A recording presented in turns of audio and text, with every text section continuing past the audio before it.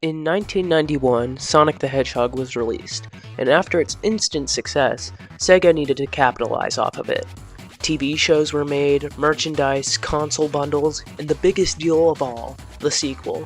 Sonic the Hedgehog 2 was released 1 year after the first game in 1992, and it had all new zones, a new character, and a more ambitious story. And if you watched my previous video, then you would know that I am not the biggest fan of Sonic 1. And Sonic 2 definitely improves upon the previous game, but it still leaves a lot to be desired, especially in the last half of the game where the quality drops so much. But let's not get ahead of myself. How does this game stack up to its predecessor, and how is it overall? Well, let's start off with the story. The story has been changed up compared to the first game, with Sonic going to West Side Island where he meets up with Miles Prower, a two-tailed fox who is picked on for his extra tail. After meeting Sonic, Miles, or Tails as he's called in literally every game, learns to use his tails to run fast and fly so he can keep up with Sonic. Now with his new friend Tails, Sonic must collect the Chaos Emeralds to stop them from powering Eggman's new machine, known as the Death Egg. Obvious Star Wars parallels aside, this story, while being simple, is really good for a 16 platformer of its time, and is way better than Sonic 1's, having a pretty good increase in quality compared to the first game. I also really like the bad ending in this game, because Tails gets to show off by saving Sonic in the tornado, and kinda shows how they really became closer friends over the course of this adventure. Sonic 1's levels are where the game falters due to half of them being trash, so how does Sonic 2 stack up in this regard? Well, Sonic 2 has 11 zones each with unique aesthetics, set pieces, and all that junk. The zones are Emerald Hill, Chemical Plant, Aquatic Ruin, Casino Night, Hilltop, Mystic Cave, Oil Ocean, Metropolis, Sky Chase, Wing Fortress, and Death Egg. And in addition, if you play one of the more modern versions, you get access to Hidden Palace, which was a cut zone from the OG game.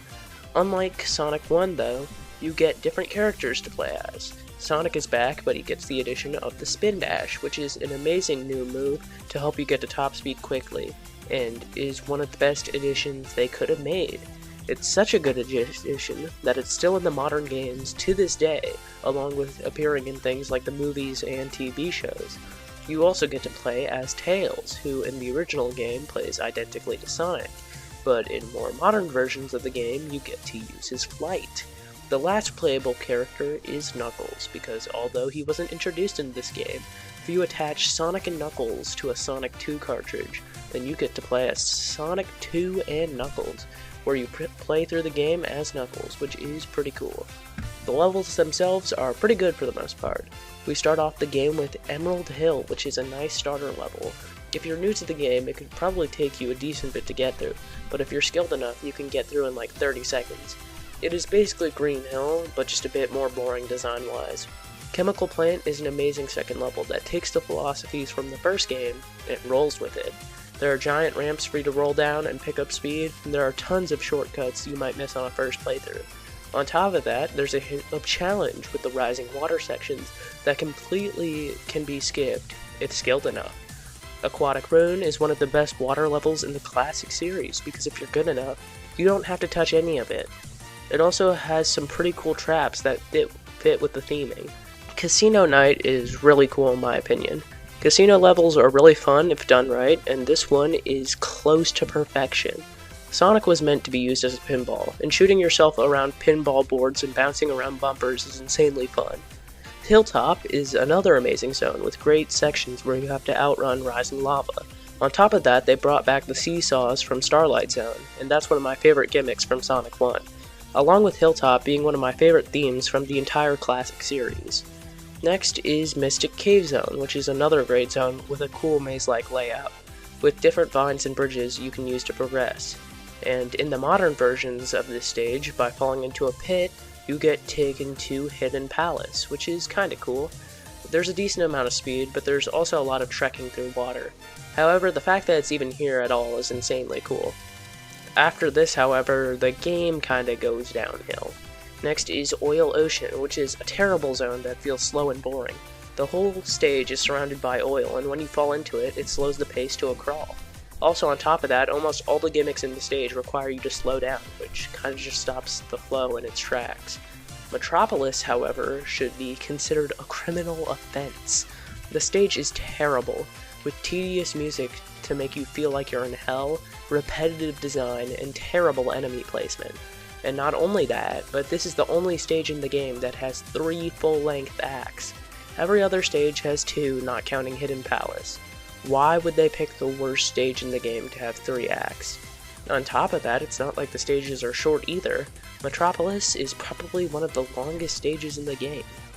Next is Sky Chase, which is just on the tornado, and it's super boring, but it's only 1 act.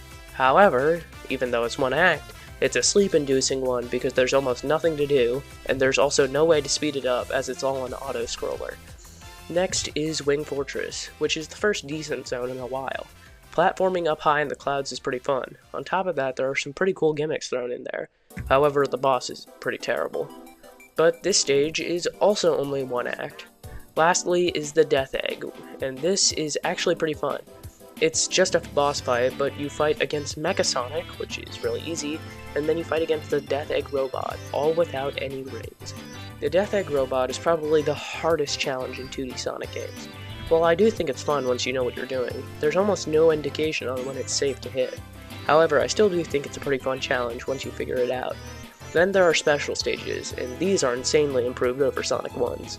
This time you access them by collecting 50 rings and running into a checkpoint and jumping into that ring that spawns above the checkpoint.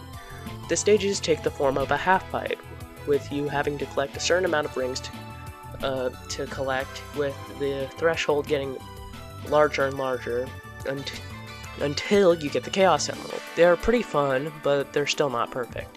It's kind of hard to see what's ahead of you, making it hard not to get hit by bombs, and the controls could use a bit of tweaking. Other than that, once you collect all 7 Chaos Emeralds, this time you actually get a reward: Super Sonic. Super Sonic is invincible and goes much faster, but you have to activate him with 50 rings and your ring counter goes down every second. When your ring count reaches 0, you turn back into normal Sonic. Also, if you get crushed or fall into a pit, you still die. The presentation of this game is insanely high quality. For releasing only a year after the first game, it looks so much better. There is so much personality in every aspect of Sonic and Tails, along with their sprites looking really good and being pretty well animated for the time. They also have more in-game cutscenes in this game, and they look great. On top of that, the backgrounds are much more detailed and lively than they were in the first game.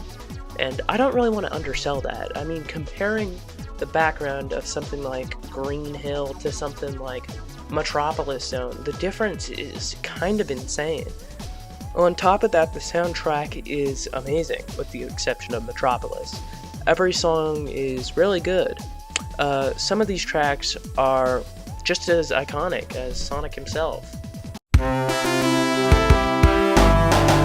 Sonic 2 is an insane step up in quality from the first game, and I cannot understate that enough. They added a ton more stages, improved on the core formula with the addition of the Spin Dash, introduced my favorite Sonic character of all time with Tails, and improved the presentation by so much. My only problem is that most of the back half of the game is a 2-pack of ass! I feel like Sonic Team definitely had something here, and this sentiment is definitely shown by the fact that the next 2 mainline games basically perfected the classic formula. However, when it comes to Sonic 2, I'd have to give it a 7 out of 10. It definitely is an improvement over the first game, but it could have been so much more than this. If you got that reference to like the theme of Sonic and Sega All-Stars Racing, then like, subscribe please. And yeah, that's it.